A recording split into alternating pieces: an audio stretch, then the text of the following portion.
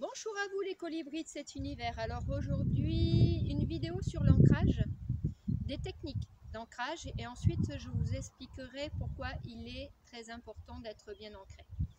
La première chose, vous allez déjà mettre les jambes à hauteur de bassin, plier légèrement les genoux, ça c'est pour éviter d'avoir des déséquilibres.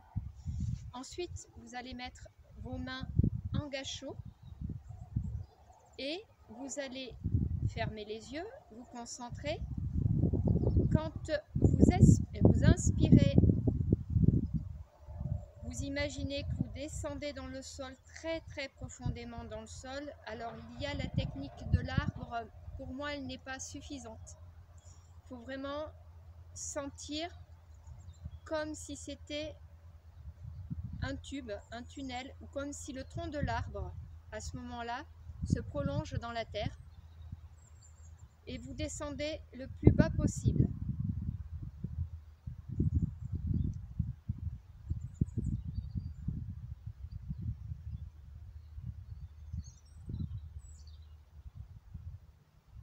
Vous allez le faire 3 fois. Donc vous descendez quand vous inspirez et quand vous soufflez, vous sentez les énergies de la terre remonter, emplir votre corps jusqu'au plus haut que vous pouvez.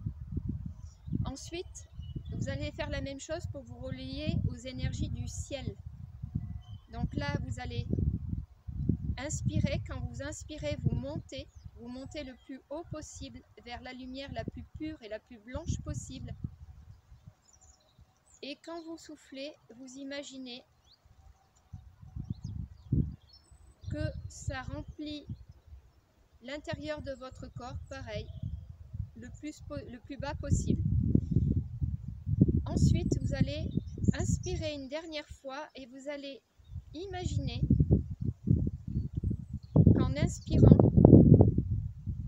vous absorbez les énergies de la terre et les énergies du ciel. Et quand vous soufflez,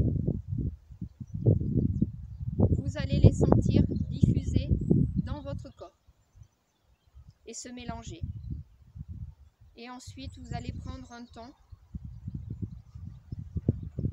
pour remercier. Donc 3 fois terre, 1 fois ciel,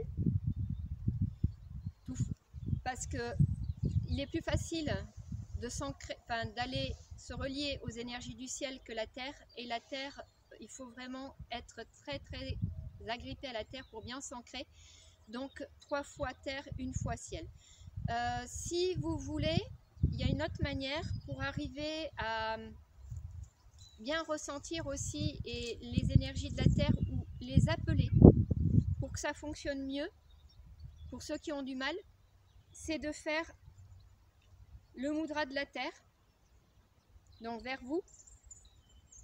Mudra de la terre, je m'approche un peu, c'est lui. Voilà. Donc ça va vous aider à bien ressentir les énergies de la terre. Pareil pour le ciel. Si vous voulez vous aider, vous pouvez faire le mudra du ciel, toujours vers vous. Voilà, ça c'est aidant. Donc mudra du ciel, lui.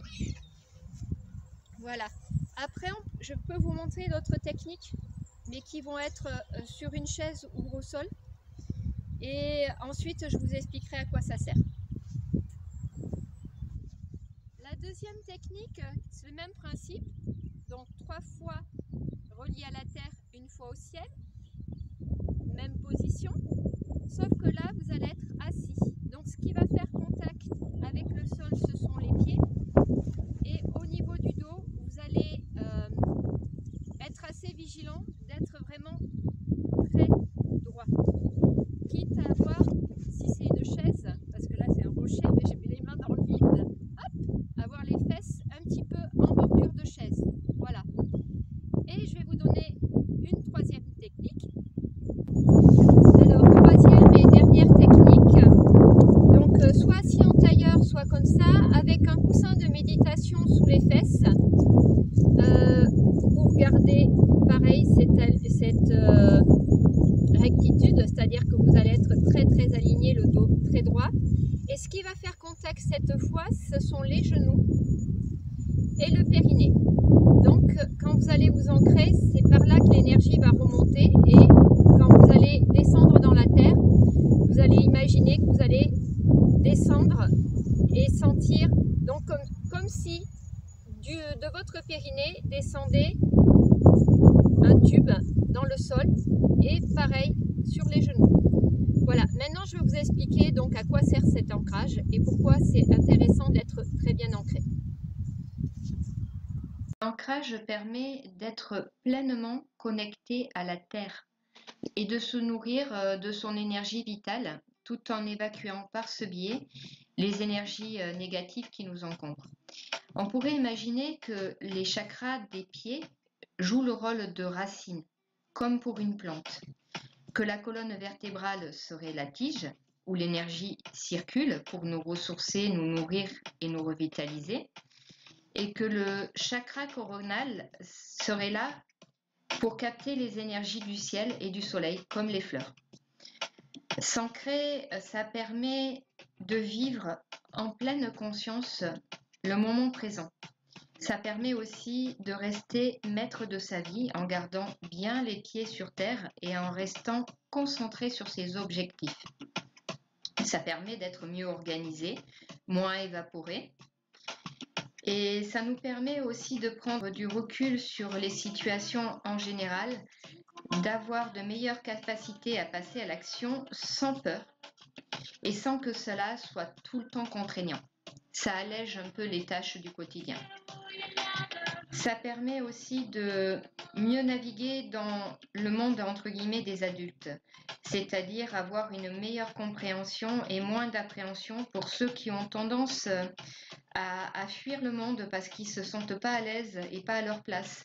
Et du coup, ces gens-là sont souvent pas bien ancrés. On peut dire qu'ils sont perchés.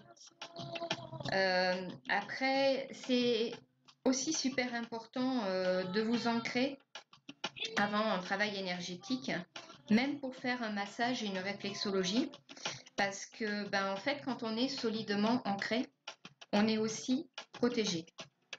Et quand on est ancré, donc les principaux chakras qui sont activés, c'est les chakras des pieds et le chakra racine.